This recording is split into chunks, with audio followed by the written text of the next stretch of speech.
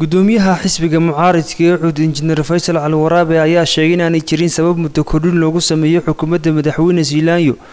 waxaanu xuseyn xisbiyada mucaaradku ay tala ka yeelanayaan sidii doorashadu xilligeeda aanay dib uga dhicin wax uu sameyn kara ma jiro muddo kordhin ma jirto sharciga wadda ku leeyahay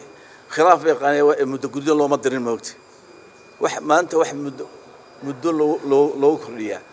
iyo wax maanta waxa madaxweynenimo la isku laayaa ma jirto sharciga ma sameysna voter registration lama sameysan lama mudeynin marka waxaan isku haysanaba waxa weeye waa wax aan jirin waa in horta waddanka loo diyaar gareeyo doorasho loo diyaar sharciga la sameeyo voter registration la sameeyo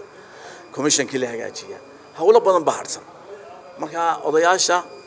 hadday soo dhax galeen waxay murankaas waxay ka qaban karaan waa ilaahay u sahlo waxaan ilaahayna u fududeeyo laakiin waxaan ruumarka ee socda kordhisiyo wax kordhisla ma jiro waxa weeye anagu war ka wada shirina labada doorasho wala isdul saarayaa baa la yiri waxaan jecelahay in la kala qaado tan aragnay in dalka u faa'iido tahayna anagoo saddex xisbi isku og mid ayaan soo saari doonaa insha Allah ta'ala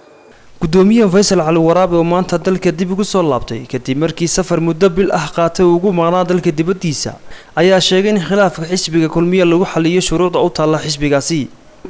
marka xisbigu sharcigiisu ku soconaya kaas lagu kala baxaya ay qorteen ay ku heshiiyeen Congress-kooda baaskareeyay kaas lagu kala socda arrimahan hadda ka socda Soomaaliland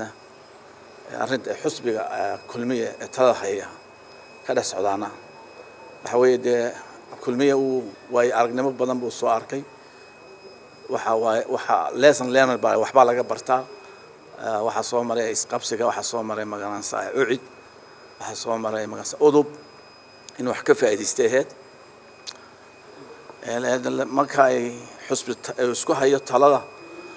qaran isku ma hayo dan qaran awood ay ku tartamayaan dhexdooda ana waxaan jecelahay insha Allah ta'ala waka Cabdiraxmaan ka fadhiye inaan anaguna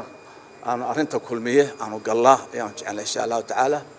oo si wanaagsan oo noqonaa si honest ah sharcigooda akhrina sharci baa lagu kala baxaa xisbiyada mucaaradka Soomaaliland ayaa hore ugu digay muddo kordhin loo sameeyo xukuumadda madaxweyne Zealanyo Khalid Xabsi Kalsan TV Hargeysa